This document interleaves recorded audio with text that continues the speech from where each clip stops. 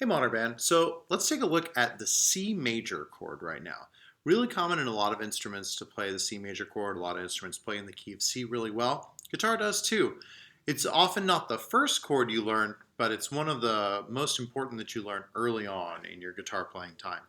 So the C major chord is going to use 3 fingers. Your first finger is going to be on the first fret of the B string, the second string.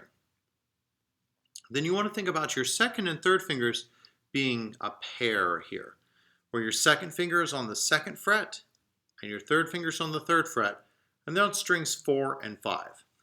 So you have string 2 here on fret 1. Then you have on fret 2 you have string 4, so you kind of skip string 3 in there. So we've got first finger on first fret, second finger on the second fret. We've got string 2 and string 4. Third finger goes on the third fret and it goes up to string 5. So each finger gets its own fret, each finger gets its own string, and there's strings 2, 4, and 5. We skip this G in between there. I'm putting my pinky out of the way so you can just see that chord shape really easily. So we've got the B on the B string on the first fret, and then we've got the D string on the second fret, and we've got the A string on the third fret. Now, when you're playing it, you want a little bit more relaxed hand position. This finger's just going to be floating in the middle of nowhere there. It's going to be ready to play. And your thumb can be on the back of the guitar to give you a brace. Now, this E string right here, as we see from our diagram up here, our E string is an X, which means that it's not really part of this chord. So we can do this a couple different ways. We can just strum and not play it. That takes a lot of precision in your right hand. Or you can bring your thumb around from behind the guitar and just gently touch it against the string. So I'm not holding it down there, right? Then I'd get a buzz. I'm just gently resting up against it. So it mutes it, and I hear everything else. Now, the downside to that is that if you're muting it, like we've seen with some of our other chords, you put your hand in a little bit more challenging position. If you can do that, that's great, but if you can't, for this chord, it's not the end of the world if you don't mute that note, because the E is still part of the C major chord, just like it's still part of the A chord we learned before. So this, it's not our favorite note that we would want at the bottom of that chord, but it still works. It's not a chord, it's not a note that just doesn't belong in the chord at all. So best case scenario, you somehow mute that. Either don't play it or you bring your thumb around to mute it.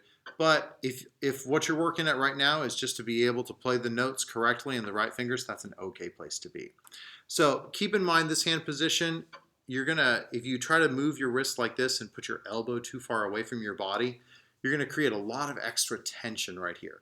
So you want to keep your elbow closer to your body, and it can let your hand angle out a little bit this way. If you do it like this, trying to spread out this way is going to create, look at all that extra tension.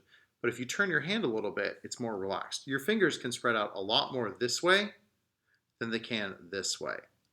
So whenever you have a chord that's difficult to reach the different spots on, just angle your hand to your elbow, it goes closer to your body, and it lengthens it out this way. Bass players have to do stuff like this all the time when they have to reach in big intervals. Like with every other chord, we want to try to put each finger as close to the fret as we possibly can. Since none of the fingers are sharing frets on this chord, we should be able to get them right up against it. Right up against the fret here for fret 1, for fret 2, and for fret 3. Right? So be mindful of that hand position. It's not way up here, and it's also not way down here. We want to try to keep our wrist as straight as possible.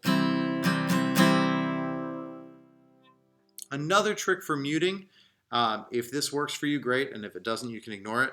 This finger can play a part in muting this string, so watch. Here's what we're doing with our finger number 3. And if I just barely adjust the angle, watch. Did you see it move? Maybe not at all. I'm muting it with that.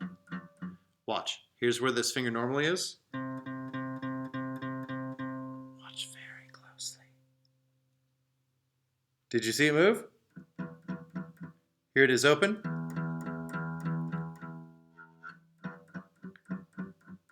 So So that's a trick that guitarists will sometimes use. They'll use nearby fingers to mute that string. So it's muted.